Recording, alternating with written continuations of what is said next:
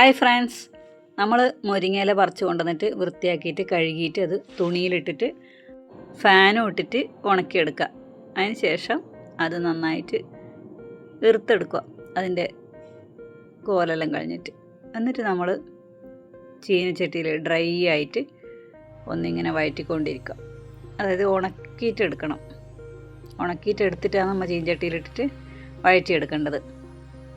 കഴുകിയെടുത്ത പാടെ നമ്മൾ ചീനച്ചട്ടിയിലിടാൻ പാടില്ല. അത് കഴുകിയെടുത്തിട്ട് നമ്മൾ തുണിയിൽ വെച്ച് ഉണക്കിയിട്ട് വേണം നമ്മൾ ചീനച്ചട്ടിയിലിട്ടിട്ട് ഡ്രൈ ആയിട്ട് വറുത്തെടുക്കാൻ വേണ്ടിയിട്ട്. അങ്ങനെ നമ്മൾ ഇതുപോലെ വറുത്തെടുത്ത് മാറ്റി വെക്കുക. അതിന് ശേഷം കുറച്ച് മുതിര എടുത്തിട്ട് കഴുകിയിട്ട് നമ്മൾ ചീനച്ചട്ടിയിലിട്ടിട്ട് അത് നന്നായിട്ട് ഡ്രൈ ആയിട്ട് വറുത്തെടുക്കുക. ആ മുതിരേൻ്റെ പച്ചമണം മാറി അതിൻ്റെ കളറെല്ലാം മാറി നല്ലൊരു ബ്രൗൺ കളറാവുന്നവരെ നന്നായിട്ട് വറുത്തെടുക്കുക. ഇങ്ങനെ ചെറുതായിട്ട് ഇങ്ങനെ പൊട്ടിത്തെറിക്കാൻ തുടങ്ങും. അന്നേരം ആകുമ്പോൾ മനസ്സിലാവും നമുക്കത് ആയി എന്നുള്ളത്. ചെറുതായിട്ട് ഇങ്ങനെ ഓരോന്നോരോന്ന് പൊട്ടാൻ തുടങ്ങും. അപ്പം മനസ്സിലാവും ആയിന്ന്. ഇനി നമ്മളെന്താ വേണ്ടത് വെച്ചാൽ ഒരു ചീനച്ചട്ടി എടുത്ത് നമ്മളതിലേക്ക് കുറച്ച് മുളക്, അത് എരിവിന് ആവശ്യത്തിനുള്ള മുളകൊന്ന്, അതും ഡ്രൈ ആയിട്ട് തന്നെ മതിയേ. അതൊന്ന് വറുത്തെടുക്കുക. അതിലേക്ക് കുറച്ച് കറിവേപ്പിലയും വറുത്തെടുക്കുക.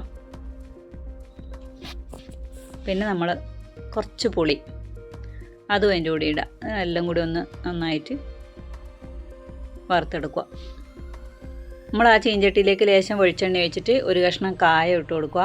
കായ പൊടിയാണെങ്കിൽ പിന്നെ ഇങ്ങനെ ചെയ്യേണ്ട കാര്യമില്ല. ഇവിടെ കായപ്പൊടി ഇല്ലാത്തതുകൊണ്ട്, കായത്തിൻ്റെ കഷ്ണമായതുകൊണ്ടാണ് ഇങ്ങനെ ചെയ്യുന്നത്. കായ ഒന്ന് നമ്മൾ ഇതേപോലെ മൂപ്പിച്ചെടുക്കുക. ഇനി നമ്മൾ ഈ മുതിരൻ്റെ കൂട്ടത്തിൽ അതിട്ടിട്ട് മിക്സീൻ്റെ ജാറിലേക്ക് അതെല്ലാം കൂടി ഇട്ടിട്ട് നന്നായിട്ടൊന്ന് പൊടിച്ചിട്ടെടുക്കുക. അതിൻ്റെ കൂട്ടത്തിലേക്ക് തന്നെ നമുക്ക് നേരത്തെ ഡ്രൈ ആയിട്ട് നമ്മൾ മുരിങ്ങ വറുത്ത് വെച്ചിട്ടുണ്ടല്ലോ, അതും കൂടി ഇടാം.